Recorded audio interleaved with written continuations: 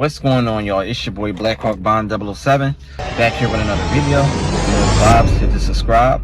If you don't bite, give me a like. That's right. Become a Blackhawk right here, right now if you like what I do. I got the latest and the greatest police chases, test drives, car news, and car reviews. Let's get into it. And right now I'm in the middle of looking at a message for a car that I'm not going to buy, but it is so hilarious. I figured I'd make a video out of this and read these messages so I can show y'all what not to do when looking for a car. Sellers, do not do what this guy is doing right here, okay? Y'all think that this is reverse psychology and making people want to have the urgency to come to your car. It's actually a red flag, what I'm about to tell you. So this guy, let's pull it up right here. This guy has a 2007 BMW X3. Beautiful car. Let's pull up the page. You can see the details. Open up the post. As you can see right here, it's located in Newark, Delaware. It says drives well, but has several emissions codes, including a catalytic converter. Registration is good for more than 1 month, and the emission repairs are needed to get it through inspection. Otherwise, it drives great, has very low miles for the year, and is in good shape. Price reflects the needed repairs. So, very straightforward, honestly, it's the best policy with me. I like seeing that. And here's the message right here. I said, hey, how you doing? I'm interested. Hit me back when you get this. I also like to read the timestamps so you understand the buffoonery behind this on how long it takes for them to respond back. Now, mind you, this is early in the morning, so this is 3:17 a.m. So I'm like, all right, cool, no problem.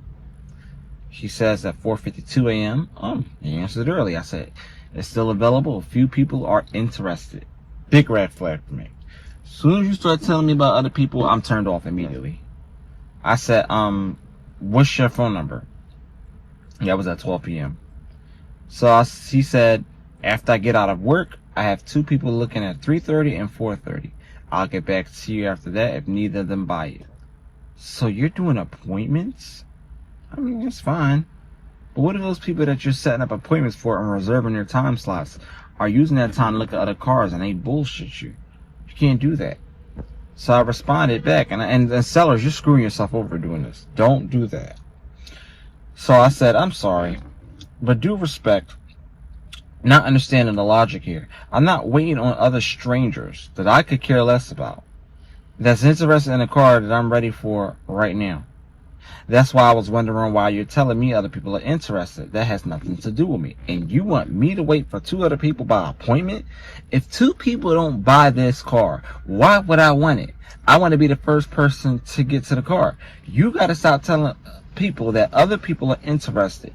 You should just do first come, first serve, because that's exactly what other people are thinking. It's a turn off, and I was really interested in your car because I have a PA license. So that would have no problem getting this car registered. No disrespect. I'm just saying, I just hate when someone is telling me about other people. I don't care about them. I only care about the seller and the car that they have for sale. That's it. I don't care about other people interested in the car. What they scheduled, I got to do with mine. So you understand what I'm saying, y'all? Y'all got to stop telling people that you got other people interested. No shit, Sherlock.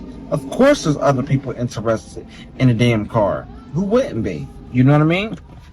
But emphasizing that verbally is a huge turnoff.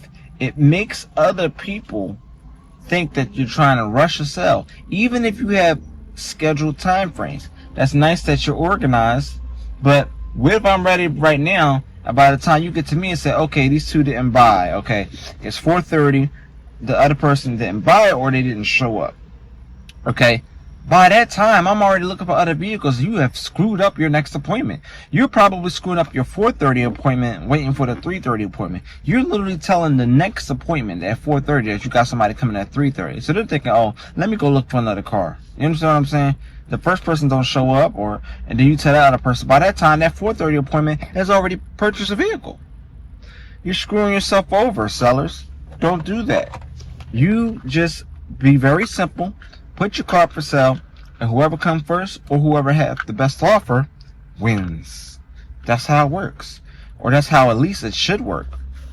Doing appointments and all that, It's not helping your case. I like the honesty, you know. I'll give the honesty about the car a solid 10 out of 10. But the way that he's conducting the sale is not going to help. He's going to be forever selling this car. And rate my conversation with the seller on a scale of 1 to 10. Do you think what I said to him was justified? Do you think I was too harsh?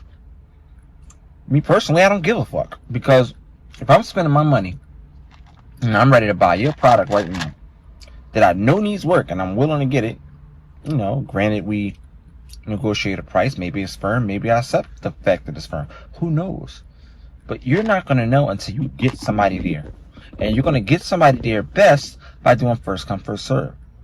I'm not saying having other people come at the same time, and you know what I'm saying? But why are you saving time slots for people that have, you know, not financially secured this spot? And I'm not saying do that either, because that's the biggest scam. You know what I'm saying? So I don't even recommend that. That's kind of a oxymoron what I just said there just now. But my point is, when you're trying to show a car, you do first come, first serve. Don't have them come at the same time, but lock in with the first person that's actively on the way. Don't lock in with the first person that you speak, because what this looks like here is that he's setting up appointments according to the order of who spoke to him first, the order of who sent out messages first, and he's going in that order. So, you know what I mean? And another thing, I don't meet up with sellers anymore that don't give phone numbers. You know, if you don't give me a phone number to call, I could be on the way and you sell this motherfucker, you mark it as sold, and I'm 8 minutes away. That's happened to me before.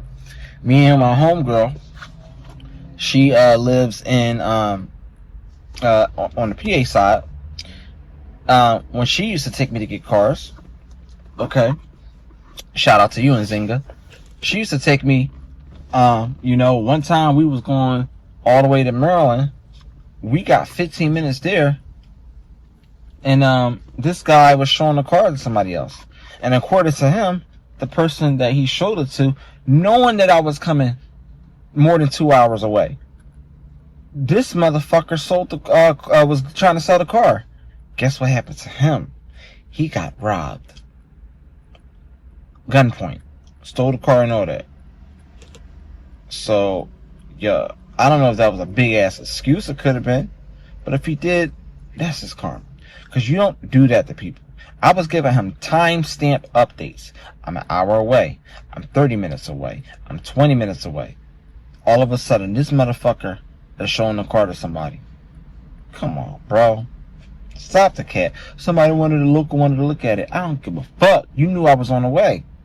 You know what I'm saying? Like, that's corny. Somebody who has great communication, is keeping a timely updates with you. You know that I'm coming. Come on, bro. What are we talking about here? So, stop telling other sellers about other customers' interest. I don't care. I don't do that shit when I'm selling a car. I just ask the person, hey, how you doing? What time do you want to come? Are you ready to come? Okay, what time can you be here? Oh, you at work? What time you get off of work? That's it. I don't do no talking on the messages until I get a phone number to call. I call them. I speak to them on the phone. If I get them on the phone, I chop it up with them, whoop-de-whoop-de-whoop, and that's it. Call it a day. Other than that, ain't nothing else to talk about. If you ain't coming, we ain't talking. You know what I mean? Like, all I need you to do is show up. Even if you show up and you say, all right, I don't want the car, I appreciate that you showed up. That's it. You don't have to do nothing else. Just show up. Just get on the phone. Just talk. And don't ask me for a VIN report. I'm not paying for no fucking VIN report. Y'all pay for that shit. You want a VIN report? You get the VIN report on your expense, on your dollar. I am not a dealership. You know what I mean? I'm not a car dealership. Car dealerships, I believe by law, have to provide a Carfax report. But Carfax is like one of the biggest scams, man. It's telling you prior history It gives you an idea, stuff like that. I think the only good thing about doing a VIN check is to make sure the car's not stolen. Because just because you have the title in hand doesn't mean that the car ain't stolen. Some dumbass could have left the title inside of the glove compartment and thinking, okay, maybe, just maybe, you know, this is part of my paperwork. You understand what I'm saying? So, yeah. I mean, I don't know what else to think about it. So, according to me, you know, you get your title, you have a deed to a house, put it in a safe or something. You know what I'm saying? That's all, you know. Put your important documents away. Because they could take that title, especially if it's a title in the state that doesn't require the document to be notarized. They could easily get that car in a name. Yeah, you could put it in a report, but what's the point of that when you just made it easy for your car to get stolen and transferred? You know, yeah, the car's already gone. You're going to get it back? I look at it like a chain. Somebody snatched my chain. I don't want that shit back. That's a lie, because my car got stolen twice and I took it back myself. Both times. But anyway, so sellers, stop telling customers that there's other customers interested. It puts a sense of urgency out there, but that's what you think is going on. But what's going on in that customer's mind is, why is he so desperate to get somebody to this car? And that puts a bug in their head that there might be something more wrong than this car than what is advertised. And that's let alone if you have a description at all. So, all right, there's a little lesson for there, y'all. Anyway, if you know the vibes, hit subscribe. If you don't bite, give me a like. Give the video a big thumbs up. Drop it in a comment in the comment section below. Let me know what some of your grievances are, consumers, on when you're looking for a car in the used car market. Sellers, share in the comment section what some of your grievances are on what you're dealing with customers, so we can learn from each other and stop doing these things. You know what I mean? This section of videos that I cover is to create an open dialogue for conversation on expressing and discussing grievances in the car market when shopping for a car and when selling a car, so we can have better and safer and more common sense transactions where it's good between the consumer and the seller. And if you're a dealership, hey, tap in. You know what I'm saying? You could be teaching us on some things that customers need to watch out for. I remember one time there was a customer when I used to work at car dealership, and the guy came in there, said he had drug money. You know, I did what I did to kick the guy out. Couldn't find out it was a secret shopper. You know what I'm saying? Like, so, you know, things to watch out for when looking for a car. Don't tell the dealership that you're coming in there with your, they don't give a fuck about that. They just want the car sold.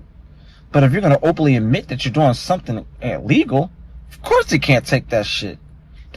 And if I would have accepted that, I would have went to jail. You understand what I'm saying? So it's not about a matter of, oh, this don't sound right. You know what I'm saying? If you know it's not right, don't go through with the deal. Like me, I won't sell a car to you if you're under 18. You got to have a parent present. You know what I mean? If you're giving me signs that you're a minor, I'm not selling you the car. You know what I mean? So, yeah, this is how I roll. But anyway, again, like, share, subscribe, comment. Let's talk about it. Let's have a conversation about it. And until next time, holla at your boy. I'll see y'all in the next video. Kind of makes me wonder why the hell so many people are trying to tell me to slow down. Seems like motherfuckers should be shutting the hell up and enjoying the show.